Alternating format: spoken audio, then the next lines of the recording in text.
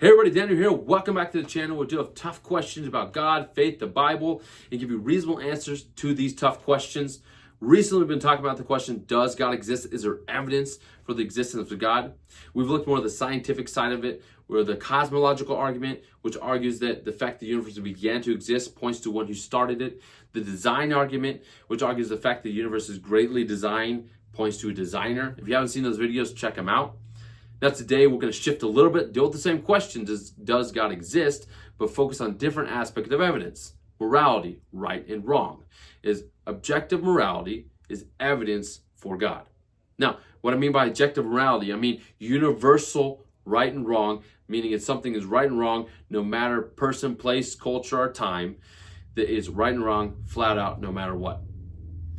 And we're familiar with this. Maybe you've been hurt before or something's happened to you and you'll be like, oh, that is wrong or that's unjust or that is evil. And maybe it was or maybe it is.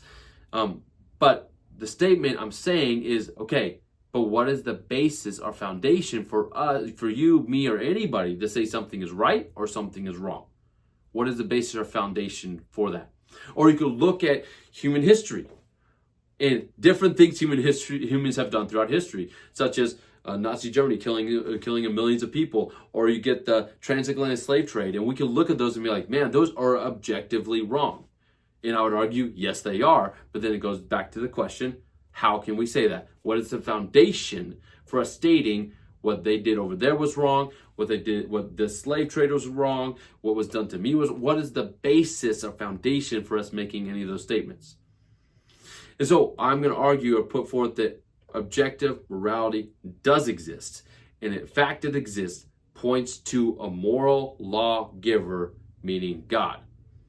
So it does exist. Yeah, these things I just pointed out and many others point to the fact that we universally know that there is a moral right and wrong. It doesn't matter what culture you're from, doesn't matter how old you are, doesn't matter when you lived, it is right and wrong. Things like murder, rape, torturing, like these things, like those are wrong. Those are evils.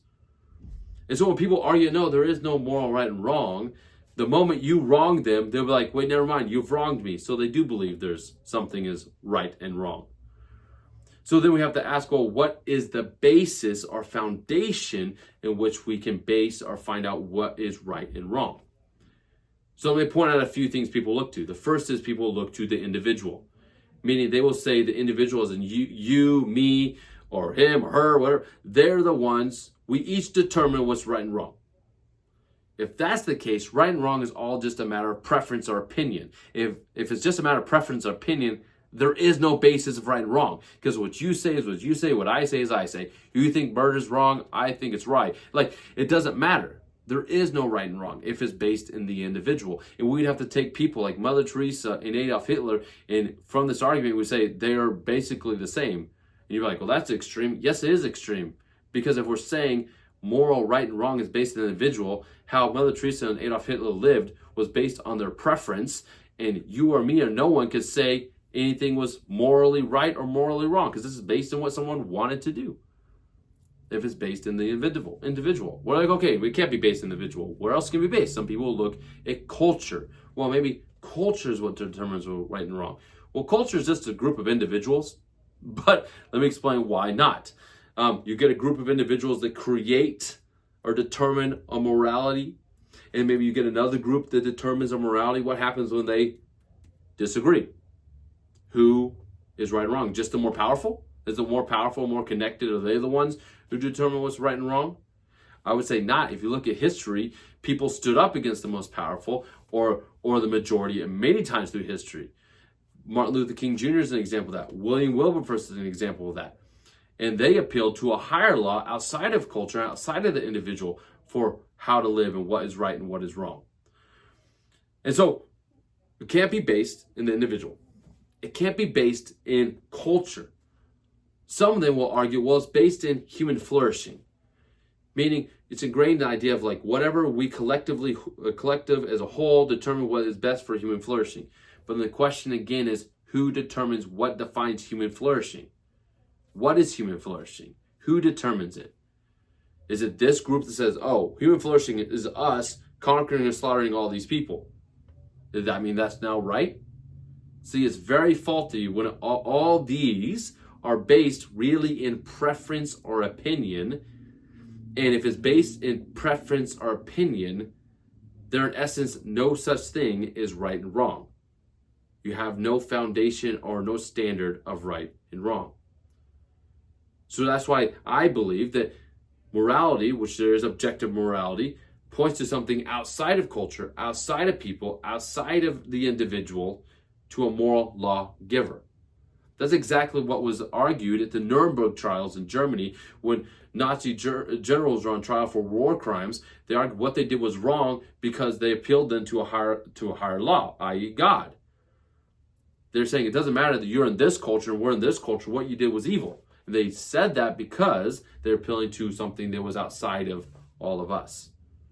So if morality is based in you or me or the individual, if morality is based in the culture, if morality is based in the powerful, that's where the basis of morality is, then it is just a preference, and there is no difference between me slapping you, hugging you, murdering you. It's just a matter of action and preference. There is no foundation. But I would argue, and I believe it's very clear, that there is objective morality. But objective morality has to be rooted in something outside of all of this, outside of you, outside of me, outside of the culture, i.e. has to come from a moral lawgiver, meaning God. The other thing I think is very interesting is that we are morally obligated to persons, not to objects, all right? Meaning if you broke a chair, you're not having to pay war crimes for breaking a chair. But if you murder a person, you have to pay for that, and you are guilty for that. We're morally obligated to people. I believe this points to the fact that objective morality comes from a person, meaning God.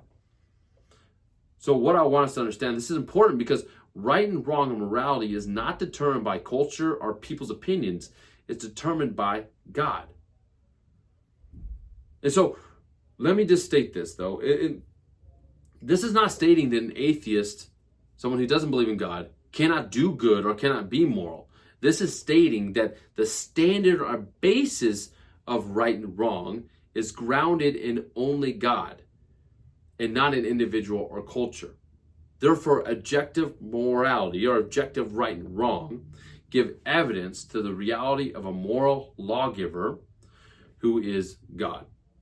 Let me end with this quote by atheist philosopher named J.L. Mackie. He stated this: "If there are objective moral values, they make the existence of God more probable than it would have been without them. Thus, we have a defensible argument for the morality, from morality to the existence of God." So he's saying if there's moral values, then it does point to the existence of a God. I would argue there are strongly and clearly seen moral values or objective morals, and those point clearly to God. It cannot be based on an individual, because that's just a preference, what you feel or think or your opinion. It cannot be based on the culture, or country, all right? Because then it's just a matter of who's in control determines it. Then that's still a matter of preference. It cannot be determined by the powerful. It cannot be determined just human flourishing, because that's all a matter of opinion. But it has to come through something outside of all of this. Meaning it has to come from a moral lawgiver, a law that is above all things, i.e. God. Well, hope that helps. See you guys next time.